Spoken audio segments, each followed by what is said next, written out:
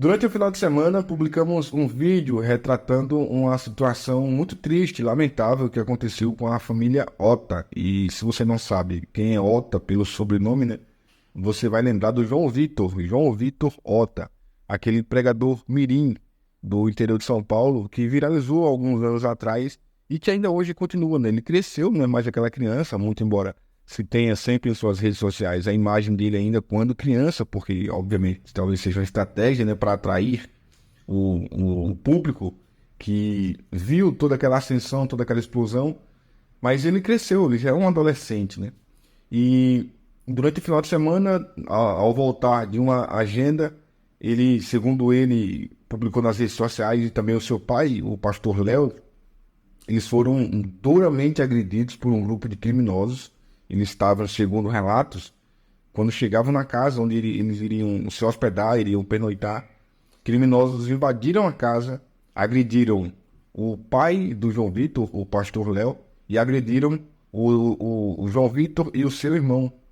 Os dois foram trancados no quarto e foram brutalmente agredidos. O João Vitor Ota chegou a dizer depois, em um vídeo publicado nas suas redes sociais, que teve várias costelas fraturadas. O pai apareceu em um vídeo com o rosto sangrando.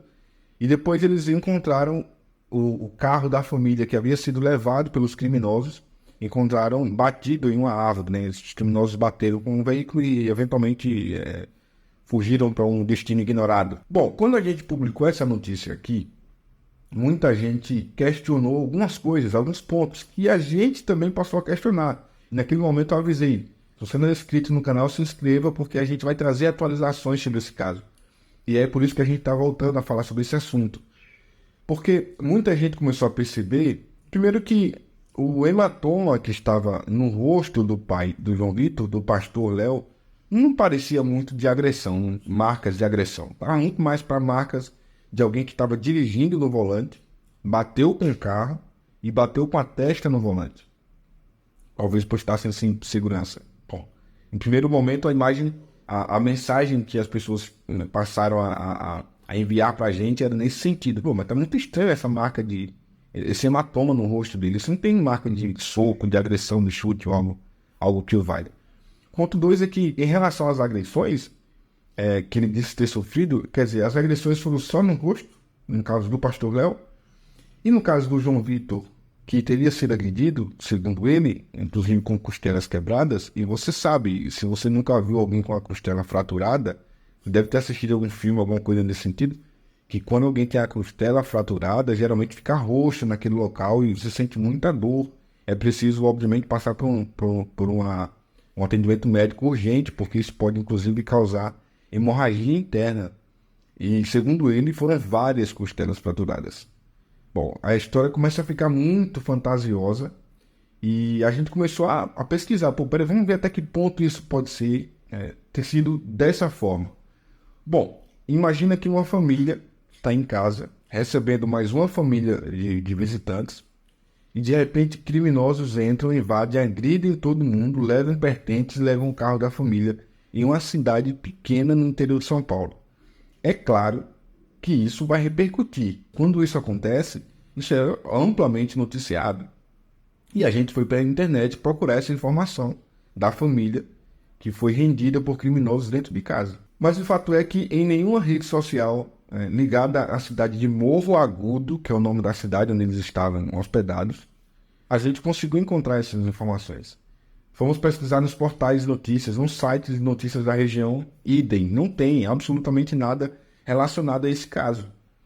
E aí também pesquisamos sobre família que bateu carro, acidente de carro, também não tem nada. Não conseguimos encontrar nada ligado a esse assunto.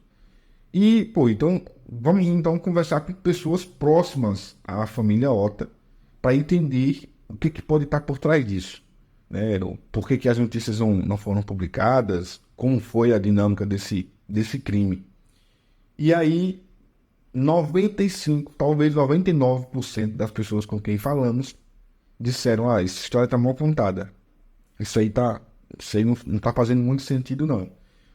E aí descobrimos uma situação até estranha, né? É que, primeiro, a informação que obtivemos é que eles não têm carro. Só para começar a conversa, eles não têm carro, eles estão sem carro há um bom tempo. O último carro que eles tinham não era um carro nem de longe parecido com o carro que aparece, né? Eles aparecem lá depois do acidente, do suposto acidente. Então, eles não têm carro, segundo informações. Bom, se eles não têm carro, segundo disseram, de quem é aquele carro? Né? A história começa a ficar cada vez mais nebulosa. E aí a gente já tem esses elementos. Né? Primeiro, a marca, o hematoma no rosto. Veja essa imagem que a gente tem.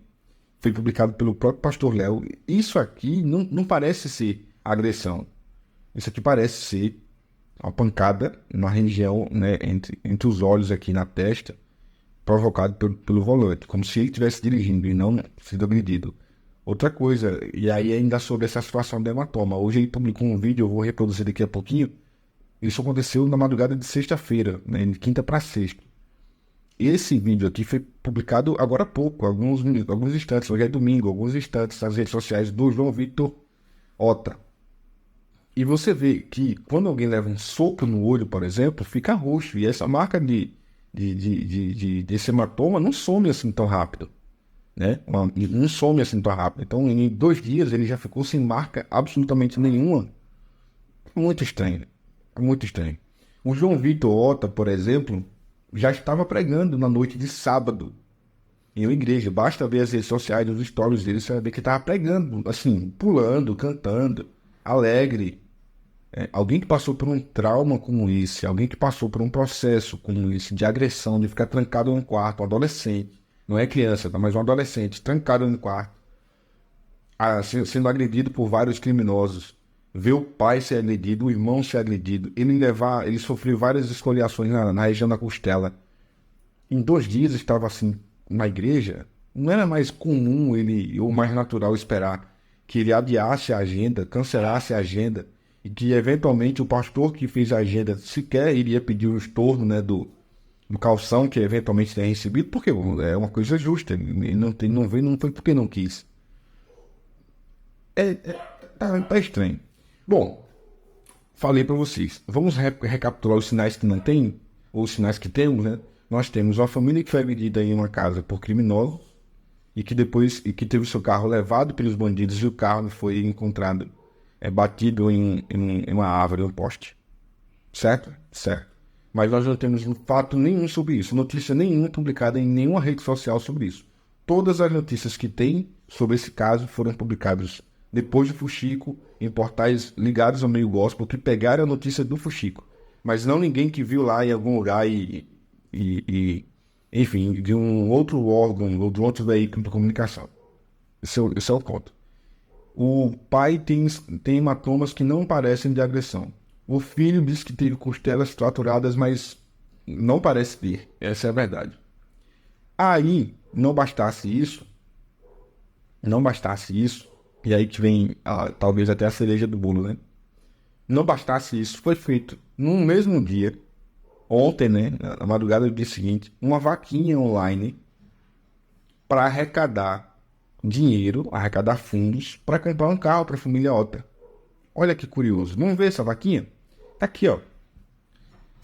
Carro para a família Ota continuar as agendas. O valor total, a meta é de 50 mil reais. Aí diz assim, a justificativa, né? Meu nome é Silas Bittencourt, faço a agenda da família Ota em Ota. Ontem, 27 de julho, após uma agenda, os bandidos entraram na casa onde eles estavam hospedados, roubaram eles, bateram nas crianças, João Vitor e Davi Ota, e aí eu vou ter que insistir nisso, não é criança, né? Bateram nas crianças, aí você vê os vídeos até que divulgam, e os cartazes e as imagens é de criança, de 9, 10 anos. Quando o João Vitor chega, ele já tá um rapagão gigante, né?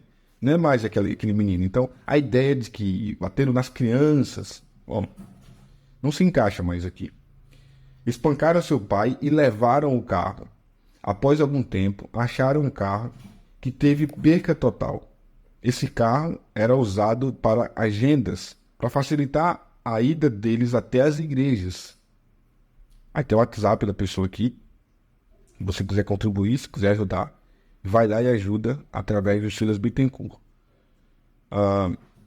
Aqui é o veículo, ó, como ficou. aqui o veículo. Bom, eu não sei, eu nunca falei aqui, mas eu já trabalhei com uma oficina de pintura de carro.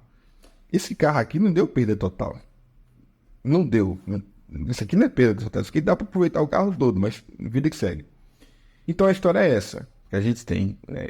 Mas aí, munido dessas informações, tudo que eu já apresentei para vocês e todas essas desconfianças, entrei em contato com o João Vitor. Chamei o João Vitor, ele segue o Instagram do Fuxico Gospel, chamei ele no direct, conversei com ele sobre esse acidente, um incidente, sobre essa situação. E lamentei, obviamente, né, tudo que aconteceu. E pedi, educadamente, que eles enviassem para a gente uma cópia do boletim de ocorrência. Porque com uma cópia do boletim de ocorrência, nós conseguiríamos ter um documento comprovando que esse episódio de fato aconteceu. Porque, bom, é difícil imaginar que eles fossem fazer uma denunciação caluniosa, não sei nem se esse é o termo jurídico, uma falsa denúncia de crime, né, na polícia. Que, inclusive, no vídeo em que o pastor Léo, o pai do João Vitor, está depois do acidente, né, que ele está perto do carro, ele grava um vídeo e quando ele está falando aqui, a polícia chega por trás. A polícia chega atrás dele. Bom, então é óbvio que ele iria registrar um boletim de ocorrência relatando a par e passo o que aconteceu, né? Bom, curiosamente, ele disse que não tem o boletim de ocorrência. Ele não disse que não tem como enviar. Ele não disse que não vai enviar. Ele não disse que não pode. Ele disse, eu não tenho o boletim de ocorrência. Como não? Como não tem o boletim de ocorrência? Não foi feito um BO, não sei. É muito estranho, entende? Aí, para finalizar, um ponto que eu também achei muito curioso é que, bom, se o caso do espancamento aconteceu em uma casa, na cidade de Morro Agudo, em uma casa, na casa de algumas pessoas, por que então, e eles gostam muito de gravar vídeo, de aparecer em vídeo, por que então eles só aparecem no vídeo no local em que tem o carro já acidentado? Bom, uma outra pergunta ainda sobre isso. Por que depois de serem agredidos, espancados e brutalmente espancados, né, em uma casa, lá na cidade de Morro Agudo, por que ao invés de ir para o local onde o carro foi encontrado batido, eles não foram para o hospital? O que era de se esperar. Bom, localizar o carro não é função, né, do dono do carro depois que o carro é roubado. Localizar o carro é a função da polícia. Bom, os criminosos atacaram a família, agrediram a família e tudo mais, e levaram os pertences. Eu vou atrás dos pertences? Não, deixo pra lá. Depois eu vou na delegacia, registro o boletim de ocorrência e a polícia que se envie, porque essa é a função, para localizar os criminosos. Se o carro tem seguro, aí, irmão, aí é que nem vou me preocupar. Aí eu só vou simplesmente acionar o seguro igual, o carro foi roubado.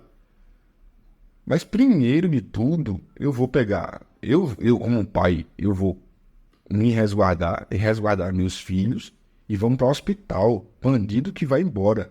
Vamos primeiro cuidar da saúde. Mas não é isso que a gente vê nesse episódio. Então, eu não quero desacreditar de que essa história seja verdade, mas infelizmente, depois de Flor de Lis, a gente passa a desconfiar de muita coisa. E aí é uma opinião minha, se isso for uma fraude, se isso for de fato mentira, para emocionar as pessoas, para arrecadar dinheiro ou para qualquer outra coisa que valha, ou para movimentar as redes sociais, ou para ficar em evidência de novo, vai saber. É preciso que o Ministério Público de São Paulo investigue essa situação, porque aí sim nós temos crianças envolvidas. Talvez os dois filhos não são maiores de idade, mas são adolescentes, mas tem uma criança, tem uma menina na família também. É uma criança que está crescendo, inclusive, seguindo os mesmos passos do irmão, né? E da família em si, da igreja, cantando, ministrando, já fazendo agenda. Então é preciso que o Ministério Público de São Paulo investigue essa situação. O Ministério Público de São Paulo precisa atuar nesse caso. Precisa investigar até que ponto essa família está manipulando essa situação, usando inclusive das crianças para poder ganhar visibilidade, ganhar prestígio, ganhar dinheiro eventualmente, não sei. Aqui são só questionamentos. Mas de qualquer forma, se isso que não for verdade, é preciso que o Ministério Público haja, né? Faça seu papel, que o próprio Conselho Tutelar veja se essas crianças estão sendo bem cuidadas, né? Se essas crianças estão tendo seus direitos preservados. Porque durante quando o João Vitor começou a pregar nas igrejas, muito se questionou, né, a respeito da idade dele, do tamanho, da carga horária que ele estava dispensando em relação a agendas, a igreja, a viagens e tudo mais, escola, como é que estava isso. E agora é preciso ver que o processo está sendo repetido, né, em mais uma criança na família. Me preocupa saber que é possível que isso seja nada mais do que uma fraude, nada mais do que uma história inventada para arrecadar. E aí você tem R$ 95 que já foram arrecadados, né? Parece que as pessoas não estão acreditando muito nisso. E uma prova disso é exatamente o valor que foi arrecadado, R$ 95. Mas para finalizar de verdade, eu fiquei só por curiosidade. Vamos ver um pouco mais a fundo. E eu fui olhar que o Silas Bittencourt, ele tem 3 vaquinhas, tem mais 2 fora essa. E aí eu cliquei aqui e vi essas vaquinhas. Olha que curioso. Olha que interessante. E uma das vaquinhas, além dessa daqui que é para ajudar a família Ota, você tem outra vaquinha que é para ajudar a família Ota, que é a ideia de construir uma van missionária, projeto social, voluntariado. A ideia é essa aqui, ó. Comprar uma van missionária para a família Ota. O valor de R$ 345 mil. É a meta que eles têm. Não arrecadado nenhum valor ainda. Na página que eu estou, eu não consigo ver em que data isso foi criado. E aí eu não consigo saber, por exemplo, se se eles divulgaram isso aqui, né? Se isso foi amplamente divulgado. Ou se isso é recente também. Ou se de repente ele tentou, essa vaquinha não deu certo, vamos para outra. Ou se tudo isso faz parte de um projeto. São apenas interrogações, apenas perguntas que merecem, né, que carecem de uma resposta. E se isso for verdade, se essa linha de pensamento que eu estou tendo aqui for verdadeira, como eu falei, é preciso urgente que se haja uma intervenção do Ministério Público para investigar essa situação. Que a Justiça investigue. Não é possível que vai ficar assim, né? Que vão ficar assim, usando das crianças. Eu não quero crer que isso não aconteça, mas e se acontecer? Né? Como eu disse, depois que a gente viu o que aconteceu com Flor de Lis, é preciso a gente olhar com um pouco mais de cautela qualquer outra situação. Eu vou finalizar esse vídeo, mas antes de finalizar, eu vou reproduzir aqui um vídeo em que foi publicado hoje, domingo pela manhã, do pastor Léo, né? Em que ele fala agradecendo as pessoas, e você observa que não tem mais hematoma nenhum. Não tem mais sintoma de que ele foi, hematoma de que ele foi agredido no rosto, como aparece naquele vídeo. Veja comigo. Quero agradecer cada pessoa que nos ligou, cada pessoa que mandou uma mensagem pelo WhatsApp, pelo Instagram. Foram muita gente. Alguns pastor-presidentes nos ligaram, amigos, deputados federais, pessoas simples também. Gente, cada pessoa que orou, intercedeu por nós, tá bom? Após a agenda, jantamos.